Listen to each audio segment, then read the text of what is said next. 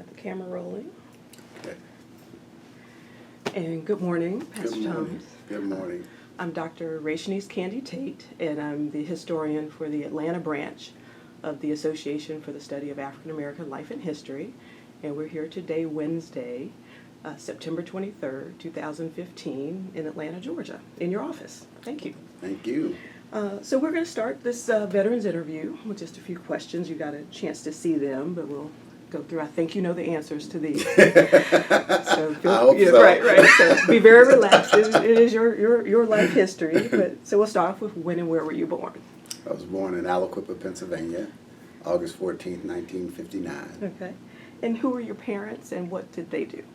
My father was Kirk Thomas, Jr., and my mother was Julia May Thomas. My father worked in the steel mill. For 40 years. Okay. And I think the thing that sticks with me about him is that he never missed more than a month of work in all of that time. My mother was primarily a cook. She cooked in the steel mill and in restaurants as well.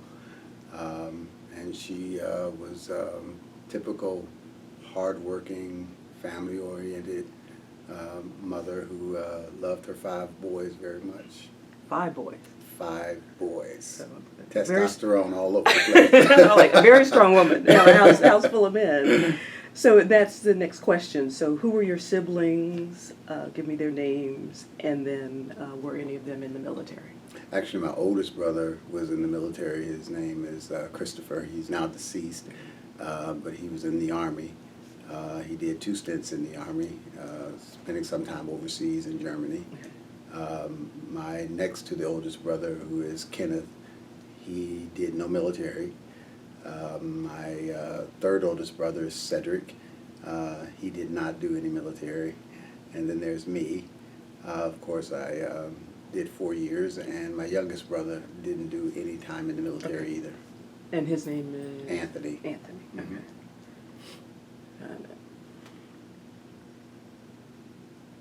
So what were you doing before you entered the service? High school. Okay, so you went in very young. Yeah, I came in right out of high school. In fact, when I was talking with my recruiter, and I had signed up, graduated in 1977, but I was actually signed up, I think it was 1976, late part of 1976, so I kind of knew that I was going in for some time. And what made you pick the Air Force, or was there a, yes? Yeah, a very, very simple reason. I calculated that my chances increased for survival if I didn't have to do any ground combat. So a very calculated decision. Yeah. Plus, I was interested in flying planes or being around planes. Okay. Where did that interest come from? It's interesting because I was going to work on jet engines. Prior to going into the military. It was known very early in our family that, how did my mom put it, you had to do something with your life and you couldn't stay at home. And at that particular time, of course, it was either college, which was not an option, at least I didn't see it as an option, and then I was going to go to school to learn how to work on jet engines. That kind of panned out, and so the military was my next option. So why did you feel college wasn't an option at that time? At that time, with 5 boys and my mom and dad, while they worked in the steel mills and they weren't making bad money, it just did not have the guidance that I needed at that time. In fact, I went to a high school where the guidance counselors told us, particularly African Americans, that the best thing that we could do is go and work in the steel mill. And while the steel mill paid good money, that just wasn't the future that I wanted for myself. Even though I wasn't absolutely clear about what future I wanted, I knew what I did not want, and that was to go into the steel mill. And I'll back up a little bit. So your father working in the steel mill, and you then, so you saw some things or heard some things that came to this conclusion? Well, there are a couple of things. we had a steel mill in our town that was 5 miles long, and steel mill can be a very dangerous place to work for a number of reasons. There was a plant, a portion of the plant, where you had to, in the summertime, dress in thermals, and you had to have on an extra layer because it was to protect you from the heat in that portion of the mill. And you know, doing that type of thing every day just did not appeal to me. In addition, they had significant sized rodents that roamed throughout the steel mill, and I heard great stories about them and saw them on a couple of occasions when they got outside of the parameters of the steel mill, and that just was not the jungle environment that I was looking to be in. So there was some incentive to do something else. Exactly. Right. Yeah, those are good reasons. Those are good reasons. So then, from your kind of early enlistment to your, the first day of boot camp, or getting there, kind of tell me that story. Yeah, that was an eye-opener in and of itself, because we left out of Pittsburgh International Airport, and at that particular juncture you had people coming in from West Virginia, some people from New Jersey and Ohio, all came from Pittsburgh to catch the same plane going to Lackland Air Force Base. And which was in? I'm sorry, Lackland Air Force Base in San Antonio, Texas. Okay. And there was this kind of cultural clash for me, even though where I grew up in Aliquippa, Pennsylvania, was a fairly rough place. What I had not encountered was what we would call your rednecks from West Virginia. And so the first clash kind of came on the plane when there was a huge abundance of drinking, and people were kind of... Inhibitions were down. Exactly, and their true colors came out, and it's kind of loud and raucous. And then when we actually landed in the days, we actually landed at night, and we were met by personnel from the military, and immediately our orientation began, because they began barking out orders and directives, and everybody began to fall in line. But it was in the subsequent days where the cultural clashes began to come out even more. It was the first demonstration of racism in that environment.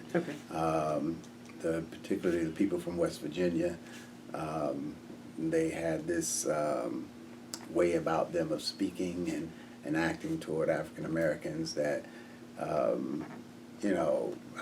had encountered racism growing up, and we just didn't take it, just because they felt like doing it. And so there was arguments, and, we were on the verge of fighting, but we didn't, only because we were afraid of being kicked out. Okay.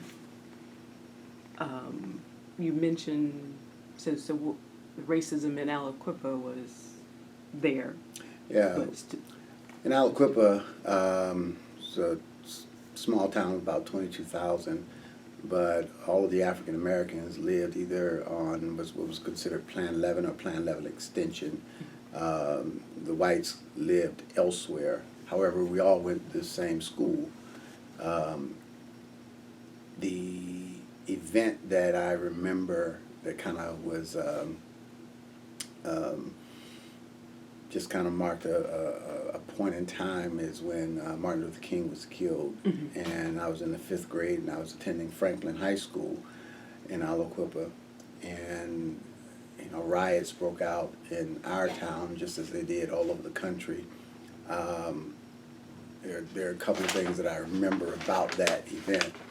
One is an individual who was a friend of my oldest brother who he got into some trouble.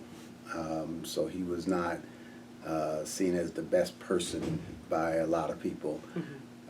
He came and got me, and his brother and I were friends, his younger brother and I were friends. He came and got us out of the school, which was being torn up. I mean, there was fights between teachers and students, and essentially our teacher shut us up in our room as a safety precaution.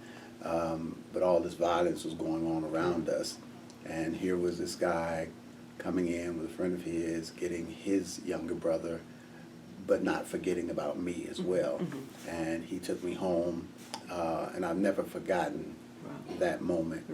But that year, from that moment, every year up until the year that I graduated from high school, it was like the annual rite of passage. You had a riot, black folks and white folks going at it, and it was say in April. Yeah, yeah, and it was just really crazy. I saw some very harmful things, very ugly things taking place between individuals who played on the football field together, played on the basketball team together, those of us who were in class together at this certain time, and you never knew when exactly. It was just generally around the spring of the year that things would get crazy and people would do very violent things towards one another. And fortunately, nobody ever got killed that I knew of over those years, but there was a lot of hurt and pain. So racial tension, even where we, you know, we're here in the South, but even in the North, it was happening. Absolutely. Racism in terms of housing, you know, and even though, again, we were in the same school. And also, it was an unspoken rule that for black folks, you were not allowed to be in certain areas of the city or town after a certain hour. It's an amazing thing because, as I said, you know, people would go and hang out at Burger King together after sporting events, but when it got to this certain point, you were not supposed to be in certain places. And so, yeah, it was the unwritten rule. Exactly. So we went back in time a little bit to catch us up, but then now you're in basic camp and you're experiencing some racism in San Antonio, Texas. That you kind of,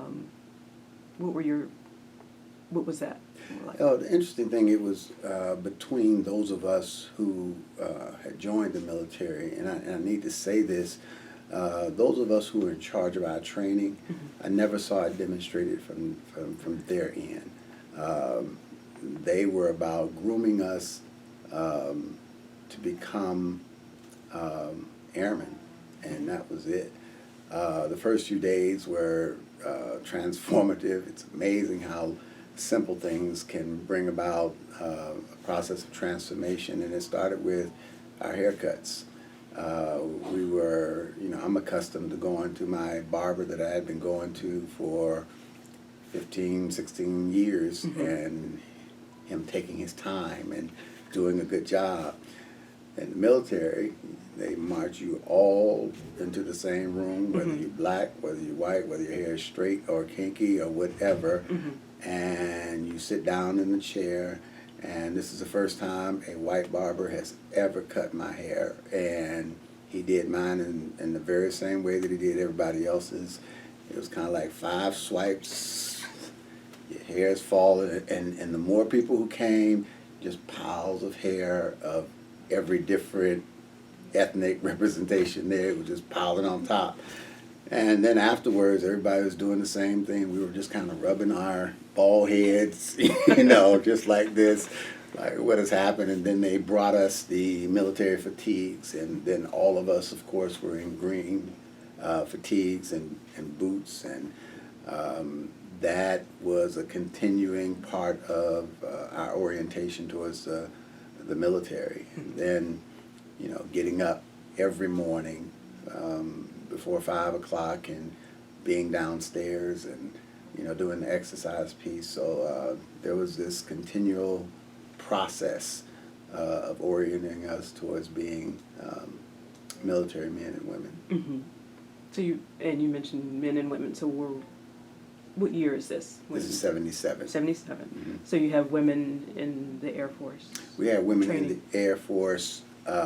They were not in our same squadron, but they were there on base. Okay, yeah. Okay, all right. Is there any particular instructor that stands out?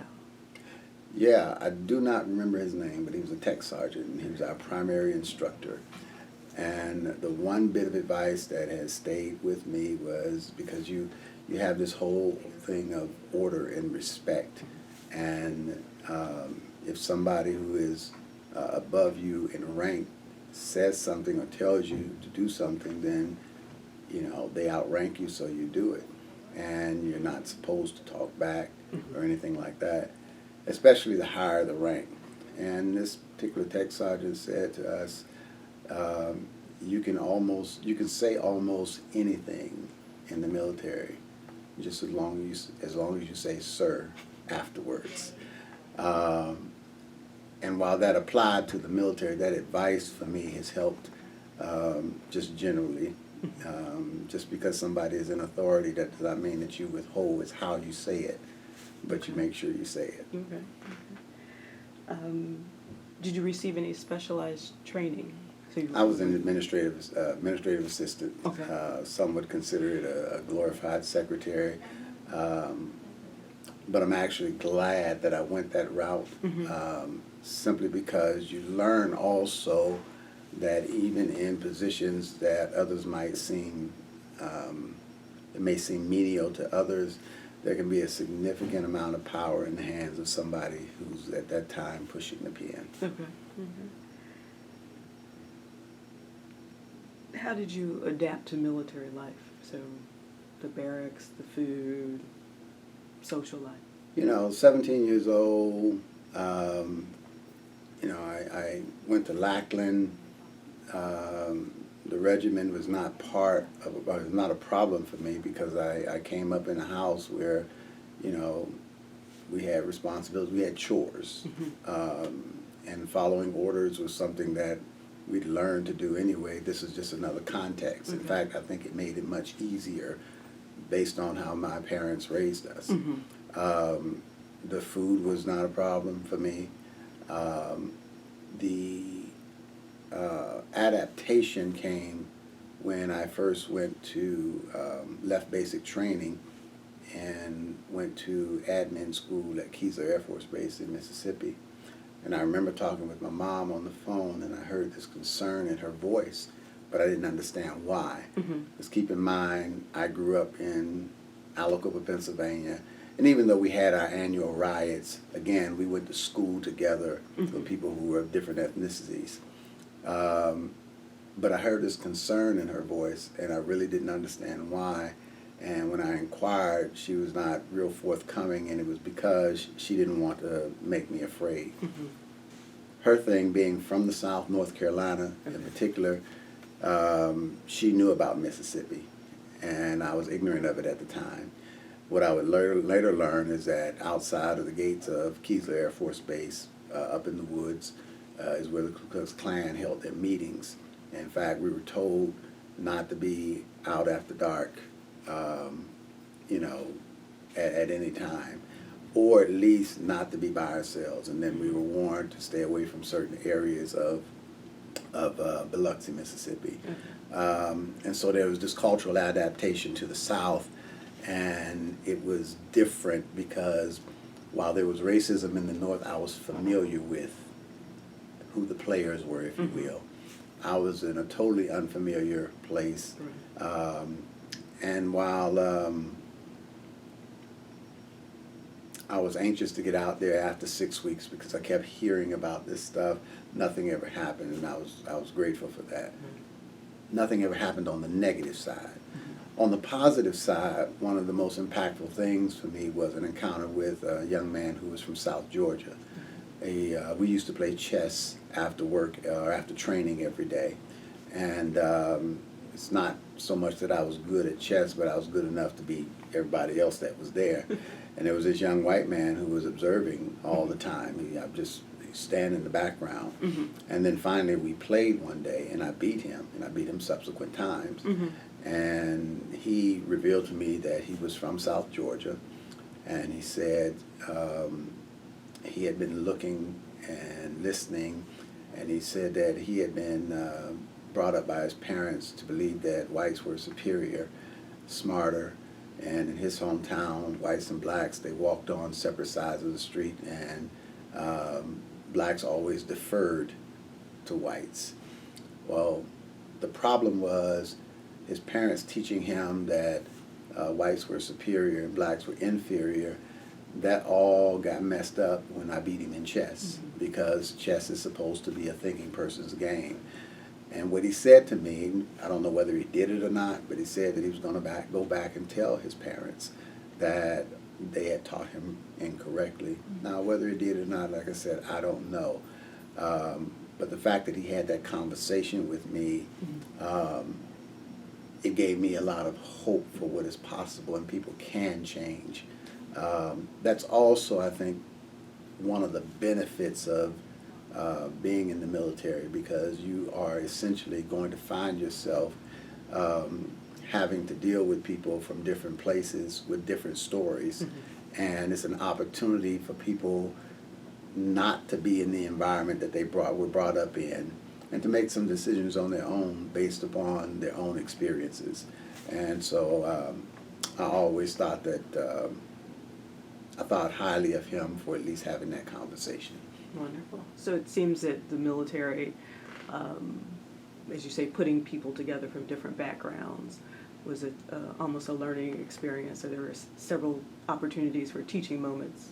Absolutely. Both ways. Absolutely. Okay. In addition to that, you had the whole piece of people who were not accustomed to African Americans being in charge. Well, rank is what matters in the military. And so you have somebody in charge of your training who's from a different ethnic stripe than you are, and you have to do what they tell you to do. And that was a whole different experience. Yes. I can imagine. Yeah. I can imagine. What about friendships? Any particular, like during the training? Any? Yeah, not so much during the training. Okay. When I got to my permanent base, which is Keesler Air Force Base in Merced, California, I was there for 3.5 years. In other words, basic training was 6 weeks. My specialty training, admin, was 6 weeks. But then going out to California, which was a cultural shock for me, especially where Castle was, because my mindset coming from the East was California is Los Angeles and San Francisco, the whole state basically. And so when I fly in, and the first thing that happens to me in the airport is that there's this flower girl coming at me and trying to pin me with all I'm seeing is a needle and a flower coming at me. Right. And where I'm from, you don't just come at people Right. like that. So that was my first thing. But when we boarded a bus and 4 hours later we stopped in Merced, California, I looked out and I saw a Mexican with a big old hat on, a big belt buckle, and some cowboy boots. Well, I'd never seen that outside of being on television where I'm from. And so I'm looking at where this is not the California that I had in mind. Yeah, and so that was an experience. But friendship wise, there were a couple of people who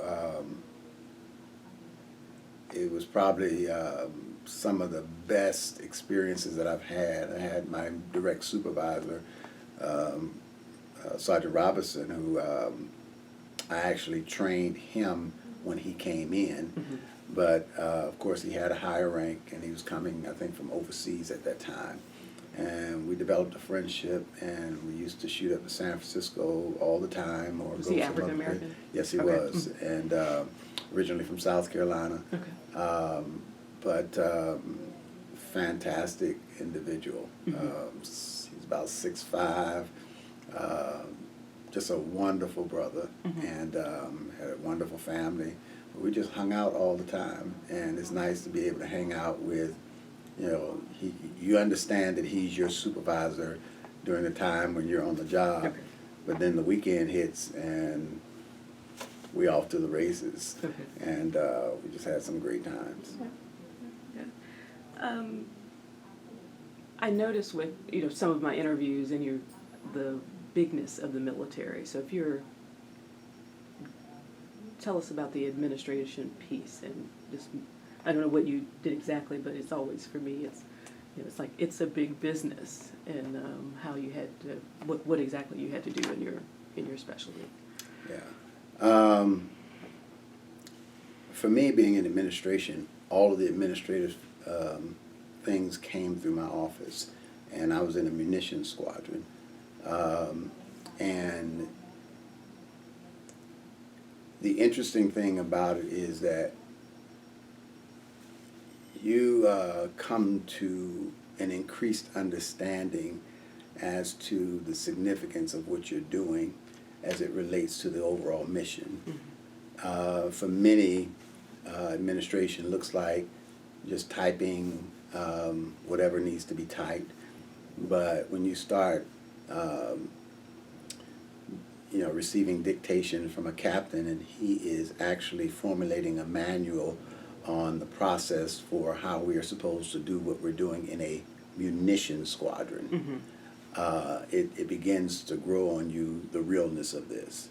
So that's one side of it. The other side of it is just a concern of mine that it just shocked me when I'm, 17, I'm 18 now, and there was this older cigar-smoking tech sergeant who, before kids nowadays ever began wearing their pants down below their hips, he was doing it in the military. They just hung there, but white-haired. He said to me that one thing that would solve all the problems in this nation is a good war, and he meant that. And I'm thinking, this guy is working in a munitions squadron, and this is his outlook on things, and that just scared me. The other thing that made it extremely real is that one day I am in my office, and the munitions squadron sits right on the runway. And our particular base, there were KC-135s that landed, and they were refueling jets. So they were just flying gasoline tankers that would go and refuel other airplanes in the sky. Suddenly, I'm sitting in my office, and somebody came in and said, get out, evacuate. So we go out, and I look over my shoulder, and this big black balls of smoke just billowing up, and the KC-135 had crashed, and the smoke and the heat was just amazing. It just makes it very real that how dangerous all of this is. And the sad part about it is that the crew, they actually got out of the plane, but they ended up dying because of the heat. And it was just a tremendously sad but sobering moment in terms of the realness of what we do. The other story has to do with, in terms of the largeness, bigness of all of this. In the military, you had security that was responsible for protecting certain sensitive areas of the base, and our particular base commander was a colonel in rank, and very often other commanders from other bases would come to ours to review the operations. And in this particular area that was sensitive, our colonel brought I think he was a brigadier general out to review this area, and the military person, security person that was responsible for it, they had not gone through whatever pre-authorization procedure, and so he pulled his weapon and told the colonel to stop. He could not go any further. The colonel was saying, "Okay, you've done your job. You can put it away now." And the military person, he said, "If you move any further, I'm going to shoot you." Now the colonel is embarrassed in front of the brigadier general. And what happened after that is the colonel wrote him up. And then what happened is this brigadier general sent a letter applauding the military person from doing his job, not being influenced by the rank of the colonel or by the general, and he was saying this is the exact type of person that we need, and he ended up getting promoted after he had been demoted by the base commander. So interesting. Was this wartime? So we're You were No. in 77, so you weren't in No. war. Okay. And in a moment of transparency, I don't know what if I would have signed up during time of war. And let me say there's a backdrop even to that. I remember very, very clearly Vietnam. I was too young, of course, to participate in that campaign. But my oldest brother had friends who did go. And I remember when one of the friends in particular left. This guy was about 6'5", healthy. And then I remember when he came back, he was walking on crutches. He was paralyzed from the waist down. He had to have a special vehicle where he was able to drive it. But the acceleration was on the panel as opposed to down on the floor. In addition to that, there were just all types of psychological problems. This individual would take one of my oldest brothers. Not only him, but others have the same story. He was always angry and had this big old beautiful car. And in one moment he'd be inviting people, take a ride. Then he would take them up to the cemetery and try and, engage them in a fight. And I remember my brother telling me that he did that with him one time, and instead of riding back, my brother just got out of the car and got back home however he did. And so that has always stuck with me about how damaging war could be.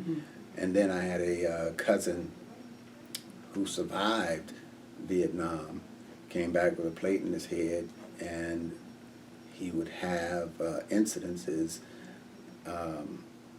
And he ended up getting shot by the police on his front porch, simply because police were not trained to handle returning vets and the psychological problems that they were having, that we now know to be post-traumatic stress syndrome. I mean, that wasn't even a term back then.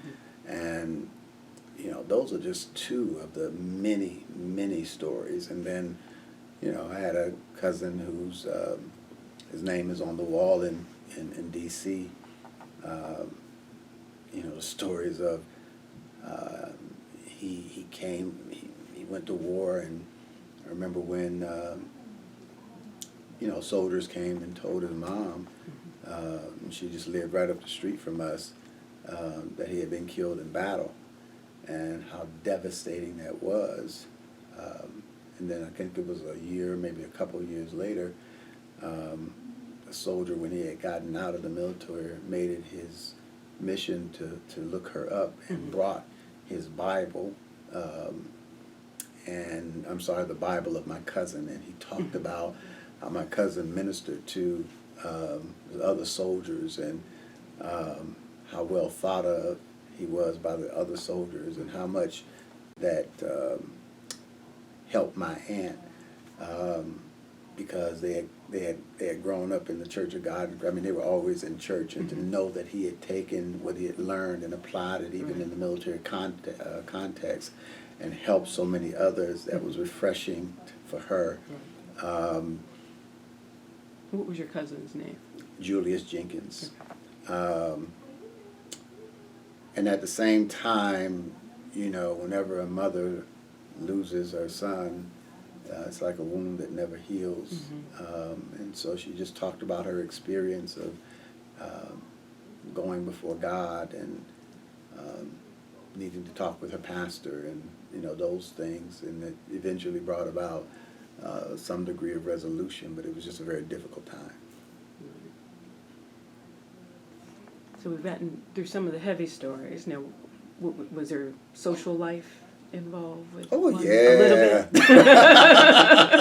bit. There was social life. I mean, I was a young kid getting a paycheck on a regular basis. I had my freedom. I was all over California. I mean, we would go to the mountains. We'd go down to Los Angeles, like I said, San Francisco. We'd go out to Malibu. All the places that we could go. In fact, as bad as this may seem, the good thing about being in the military is that they're going to house you, they're going to feed you, and they're going to clothe you. Mm-hmm. So even if you get your paycheck and you go and blow it all, you're still going to have roof a over place your to head, stay, food to eat, and clothes on your back. And there were one or two occasions where I got paid on a Friday, and it was gone by the weekend. So yeah, it was social life was great. It was really great. Okay, all right, good. So we talked about so it wasn't wartime, but you saw examples of war around you, so you were kind of glad that you weren't Right. in it at that time. I guess what I would ask, what would you say, how was the community feeling about war, and how did you so we know how we feel about the military now, but how did the community, your sense of how they felt about you as a soldier? The non-military community? Let me say there were very few non-military folks in Merced, which was the town or the city where Keesler Air Force Base was located. You had the politics of economics coming into play, because with a base being there, you had thousands of soldiers. Of course, it was going to have an impact on jobs, housing, tax base. And so, generally speaking, it was somebody, or just about everybody in some way, was connected to the military. Okay. And so there was generally a receptivity to military folks and a good feeling. The downside, if you will, would be those situations where moms were concerned about protecting their daughters from military people, because they saw them as coming and going and wanting to have a little bit of fun and then move on, and so there was very little commitment. Not in all cases, but in a lot of cases, exactly. So the overall, perception and reception for military in that particular place, it was very good. Okay. Very good. How did you stay in touch with, so you're in California, your family's back home, and Yeah. you've had a sermon of, you may go be in different places, but your home is your, Exactly. where you're from. First of all, I learned a very valuable lesson my very first year. Don't stay on base for Christmas, because Christmas, everybody leaves. I had just gotten there in August. I had no more leave time, so I couldn't go anywhere. And so I decided basically I'd camp out there. I just didn't know how deserted the base would be. And I mean, there were just very few people there. And so there was a loneliness that I experienced for my very first time. And so I promised that I would never do that again. Outside of that, it was regular phone calls to mom, primarily. And if dad answered the phone, we would have a conversation. But that was, it was about I touched base probably about every week. And that's just what we did. And was there care packages? Of course. Okay. Not everybody. But. And it was, when you receive a care package from mom and you're thousands of miles away, it's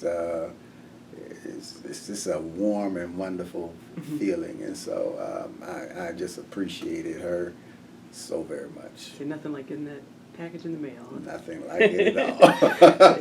So emails and just Skyping, all that. So they didn't even have all that. Didn't have it, but it was valuable, let me tell you. And we talked about what you did, kind of recreationally for off duty. So you said you did 4 years. Yes. And so that whole coming to an end, or deciding to re-enlist, or what made those decisions? My intent was to do 20 years. I signed up under the old GI Bill that had good benefits, and you could retire after 20 years, and you'd be getting a paycheck for the rest of your life. And I figured that I went at 17. I could retire at 37, get a paycheck for the rest of my life. By that time, I would have figured out what I really wanted to do with my life. And this is where the Lord just has something very different in store. And that's when February of the year that I graduated from high school, that's when my pastor in Aliquippa turned around to me and said, "The Lord has told me He's got something special for you." My response was, glad He told you, because I haven't heard anything, and I had my plans set, so I was sticking with it, And then over the next 2 years, as I've said in sermons, usually little old ladies would say, "You got the mark on you." And again, it was, you all see something that I don't see. But then in February of 79, 2 years, I can't, because I wasn't thinking in these terms, in terms of the exact day, but 2 years to the month of when Reverend McFarland told me that, the Lord had something special for me. I heard it for myself. And so it was at that time that I was a member of a church in Merced, and just got deeply involved and preaching on a regular basis. And then I decided that, I really do need to learn a little bit more about what I'm supposed to be doing. And that's because there was only a community college there that offered one religion course. Didn't know if I, re-upped where I might be assigned, if there would be, greater opportunities to learn about, my call and all of that. I simply decided to opt out after 4 years, and that's when I went to Virginia Union in Richmond, Virginia, because I was told by my pastor back in Aliquippa that was a school that was known for producing, black preachers, and I'm glad that I went. So so now it's the kind of after military, bring us up to, as they say, the rest of the story. Yeah, it's been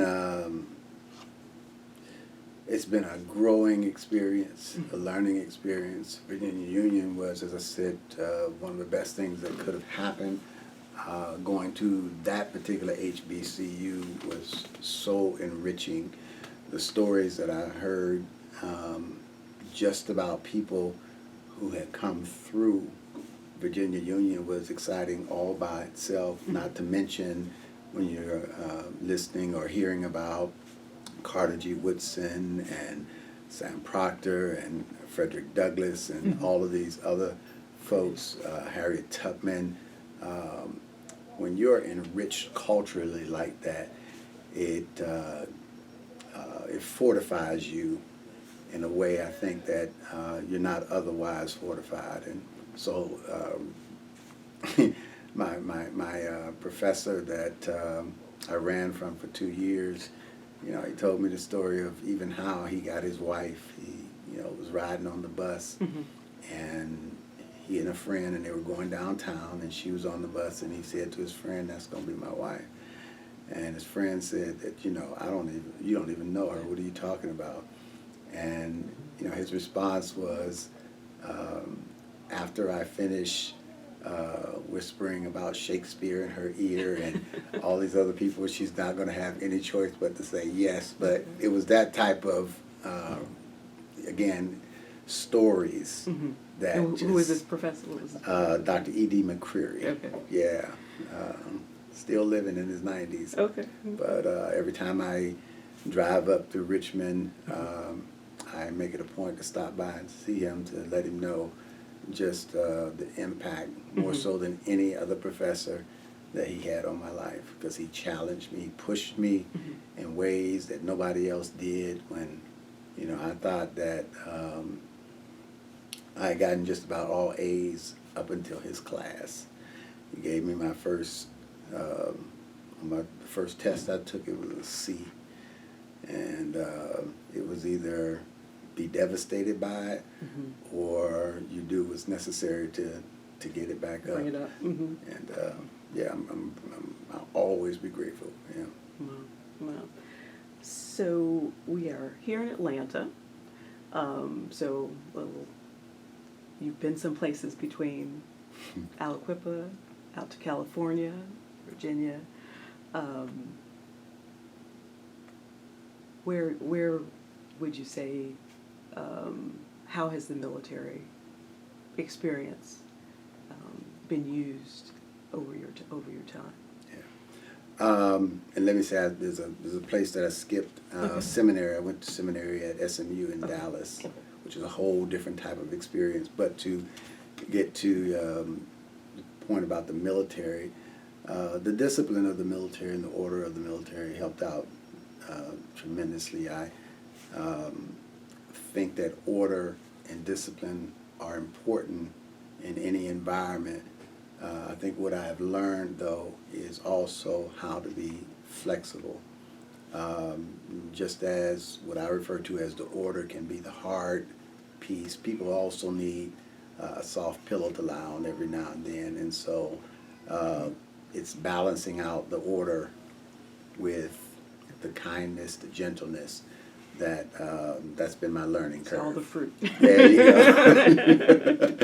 That's been my learning curve. Okay. And I think that what I have seen is how I have probably trusted that discipline the longer I live, and the more I'm in situations that organizationally are larger. It's just extremely important to have the order and the discipline. In fact, that's one of the reasons I think I'm attracted to the United Methodist Church, is because of it has an order and a discipline about it. The, again, beauty of, though, balancing that order with some gentleness is important. And where I got that was really in reading about John Wesley, the founder. While he had that order, he also had that compassion as well. Yeah, I see you. Is the airplane that's on the miss, is that? Somebody For a gave me reason. gave me this for some reason. I'm trying to forget, but it was a nice little thing, and I just, yeah, actually, this was a joke. Oh, okay. I don't know if it'd be appropriate for me to tell it Oh, here, right. but We'll continue that way. So as I conclude with some reflection types of questions, how, and I know that we have a military or a veterans ministry, so it seems that that's something you've promoted or encouraged here at Ben Hill. Kind of, how do you think the wartime experience, how has that affected your life, or when we're in now, and how you have to minister to veterans? Yeah, it's I think that's a great question for a couple of reasons.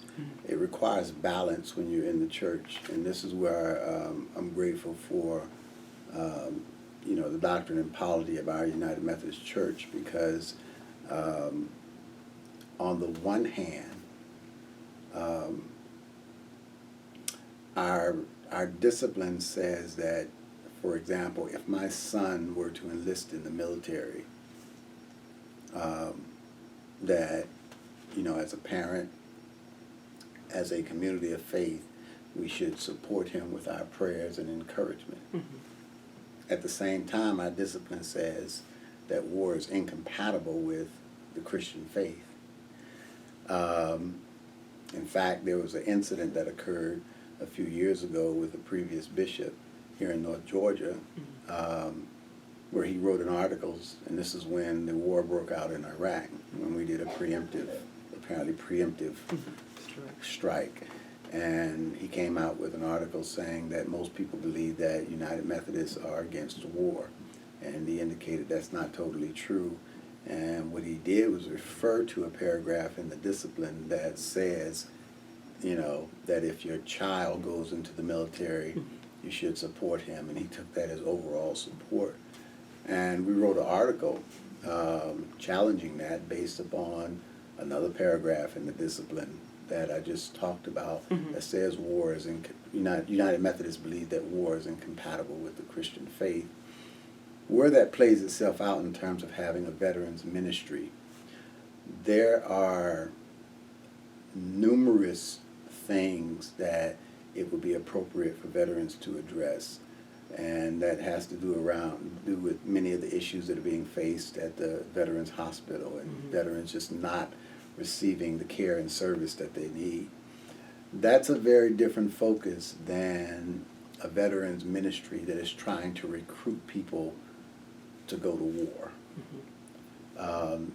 That would be where Okay. conversation would need to take place around, what a ministry is about. Mm-hmm. We're not about patriotism first here. We're about adding value to people's lives and helping people where we see those places where they can be helped. And Because of their service. Exactly. Mm-hmm. Exactly. I got you.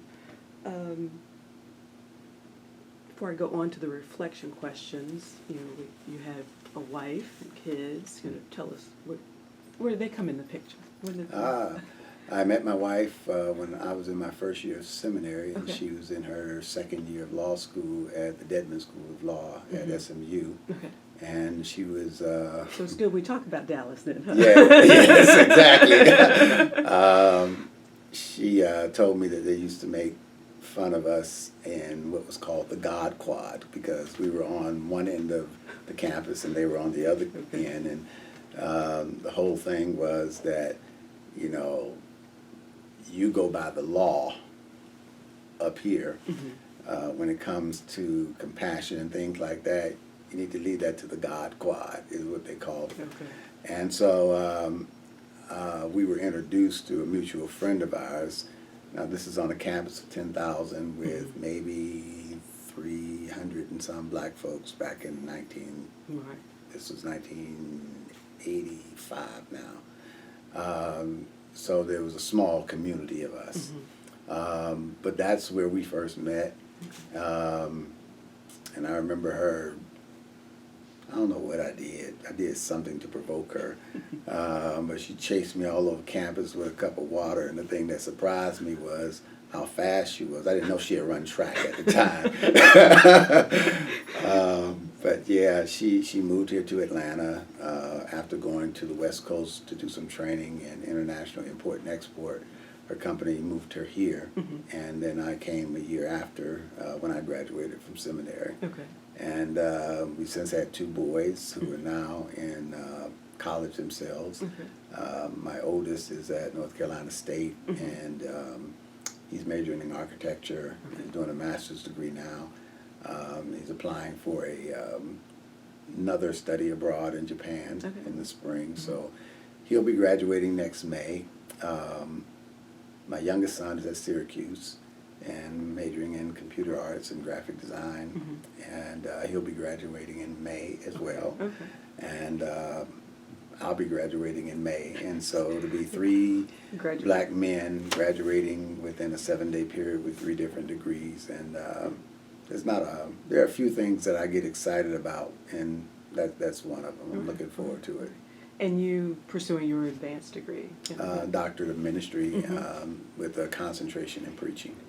And you're doing that, it's not here in Atlanta? Doing it at McCormick School of Theology in Chicago. Okay. Yeah, I chose there because I went through a certificate in executive leadership program there a few years ago, and just found the quality of the instruction so good that, saw this doctorate of ministry, and I said, let me try it. Okay. And it's been very rewarding. And so you have to travel? Actually, the way this works, and this was part of the attraction, I have to go up 3 times, or I had to go up 3 times, 3 weeks out of each year during the summer, and it's 3 weeks back to back, and then I don't have to travel up at any other time. And part of the attraction was that it all occurred in one lump time frame. But the other part, I didn't want to be in Chicago in the wintertime. Summer, fantastic place to be, but winter, It's like, I've been in Chicago when the hawk has landed. Oh, Not pretty. did it land?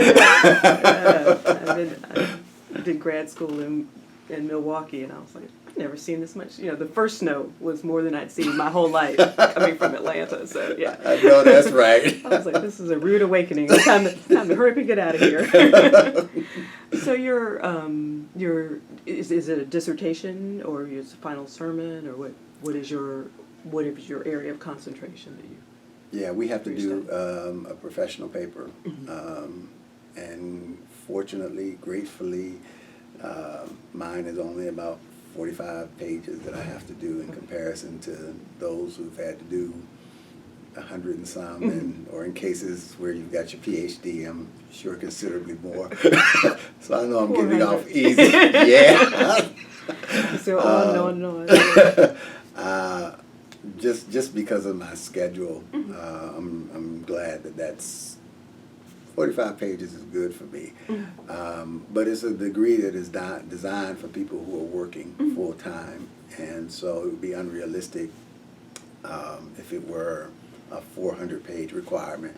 And the only reason I didn't pursue my PhD at this time is because time-wise, I mean, usually the average for a PhD in our field is 7 years, and I'm getting older, not younger, so this was a good choice. So yeah, I'm having a good time, but I'll be glad when the writing of the paper is over. I'm going to try and enjoy it as I'm going through, but I'll also know that I'll be glad when it's over. And I'm sure we as your parishioners give you plenty of material. We'll leave it at that. But, yes, we will. Okay. So you pray for us. I do. Okay. Well, great. Well, I will ask you just a couple more questions, and it's kind of what life lessons have you learned from the military? In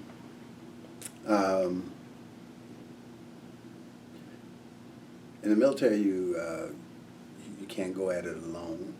You're part of a larger community, and so if victory is the end, usually you increase the chance of it happening if you do your part well and trust the other person and encourage the other person to do his or her part well. Because ultimately it's about working together to keep us in the highest state of readiness. And so it's not only important for me to do my job well, it's important for me to do all that I can to make sure that you do your job well as well. And so in terms of a life lesson application here in the church, we talked about God has deposited the gifts within the body of Christ and how we're dependent upon one another. And so I want all of the body parts to work well so that the body can operate at an optimal level.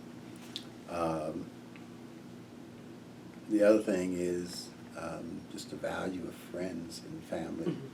To have that, support system as you're dealing with life is extremely important because life can drain you. And those who care for you and love you, they're going to be the ones who care for you and love you when things go south. And so it's important to have that. Right. And it's interesting as you see so many battles in the Bible. So war is something that just human conflict. But it's what can you learn from what's been done in the past? I'm just asking to do it better. A great question. I think one of the things that's important is to understand, or to go back to the original template. War was not the intent, but it is now, to your point, part of the human condition. And yet, repeatedly in the Bible, it speaks of a time when there will no longer be war. Putting down our weapons and turning them into beating them into plowshares. Those things were weapons of war become weapons of production. And so in the Bible there is a movement towards more peaceful and a more humane society. And so if that is what is coming, then what we ought to do is use that as our template and live into that now, because that is God's intent for us to live peacefully with one another and not to be at war with one another. Right. So we have to, what can we do to do that? There's a Each lot. of us has a part. Yeah, there's a lot, but it also starts with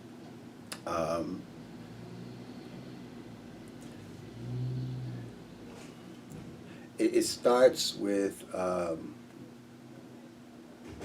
what God could have done over against what God did. God could have judged, but God extended mercy. And so the question is, why does God do this? Because God's real intent is not to destroy. God's intent is to heal and to help us prosper. And if we can take that attitude with one another, then in those situations where we might be inclined to do harm towards somebody else, hopefully we will be diligent in trying to find a more peaceful, more humane, more civil way. That can be done, and it can be as something that can be done every single day, because we are met with challenges like, we want to sometimes beat somebody down, but is that the way that, is that the way of God? To respond, right. Exactly. Right. How has your military service impacted your feelings about war and the military in general? Wow. I have to go back to the previous examples that I gave about a friend of my oldest brother who I saw go off to war. I have to go back to my cousin who was shot to death on his front porch after having survived Vietnam. I have to go back to my cousin whose name is on the wall, the Vietnam Wall in Washington. War takes a tremendous toll, and so every effort ought to be put forth to avoid it. At the same time, and this is key for me, wars are so politically laden. We didn't have to go into Iraq. And so thousands of people have suffered, they have died, they have come back to this country maimed and, members missing body parts for a war that we lied to get into it. America was deceived, the nation was deceived, and it was such a cost unnecessarily. So I have great difficulty with going to war over things like this. Right. If we are attacked, I will be the first to say I'm going to protect. But I'm not out there trying to provoke. I'm out there trying to pursue peace.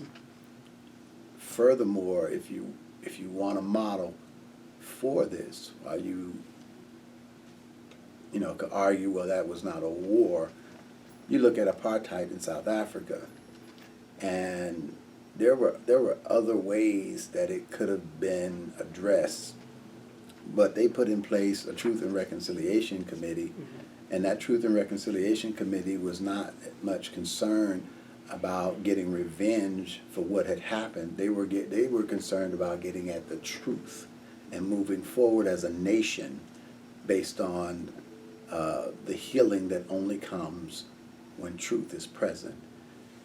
I just think that that's a phenomenal model for any country or anybody who's engaged in any type of conflict and wants to come to resolution. There is the revenge model, but then there's the model of, can truth heal us, and let's move forward as a people. Because based on South Africa and Nelson Mandela and the people, they were very much within their rights to, Absolutely. to as you say, to take revenge, because of how they were treated. And so, part of the discussion is, given that they were in their rights, why is it that they chose not to Something exercise that right and go a different route? Which is so amazing. Exactly. And that's it. It is so amazing. It is so amazing. So to wrap up, what would your message be that you would like to leave for future generations that view or hear this interview? I'm a Trekkie. I like Star Trek. So Back to the Future. Yeah. And one of the statements that I remember from an old Star Trek movie is when Commander Picard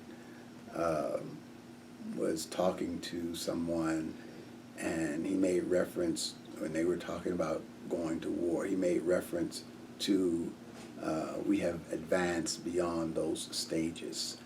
And while there were conflicts that came before them, their mode is not to respond in war anymore, but they have developed to a place where they are pursuing peace throughout the galaxy. The pursuit of peace, as opposed to looking for ways to engage in war for any reasons.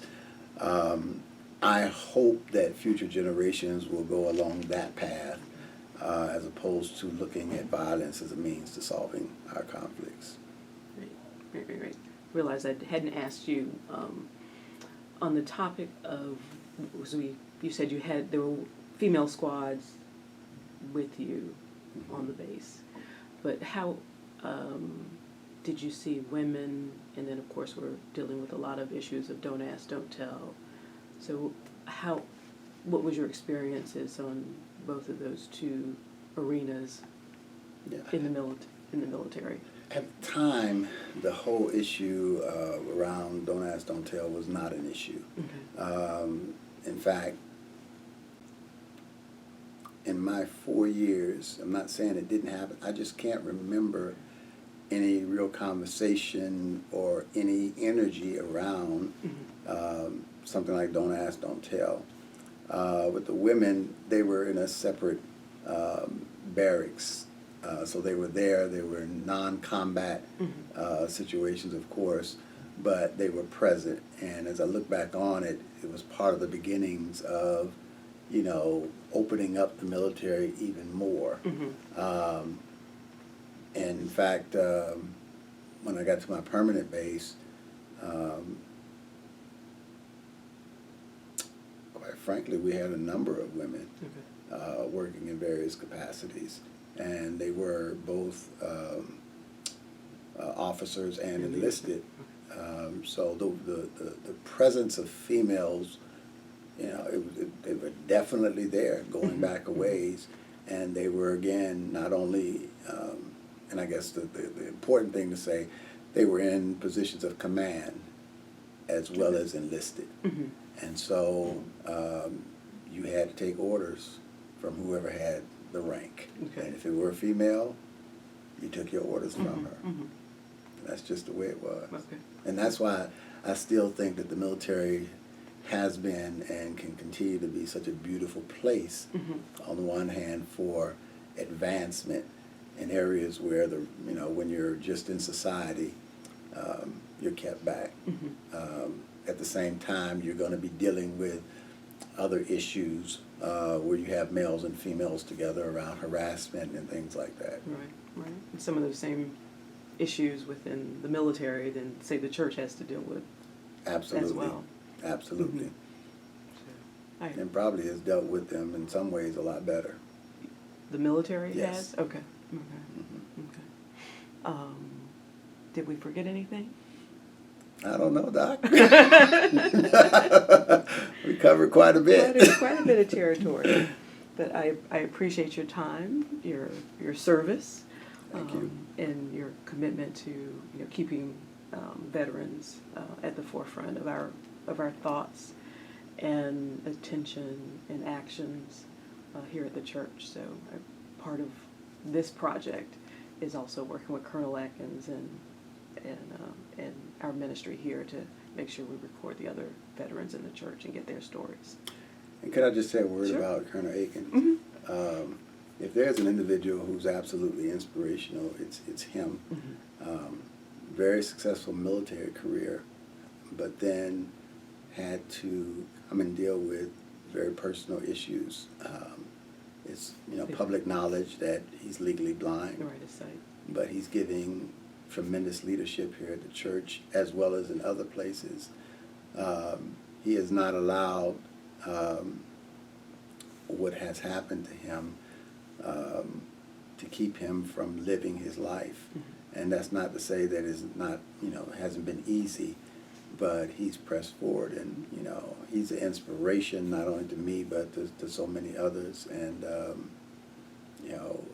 I think he is in large part to be credited with the success of the veterans ministry here at Ben Hill. I'm just grateful to him. He's a phenomenal force. He really is. Yeah. So again, thank you for your time this morning. Thank you. It's been a pleasure. All right.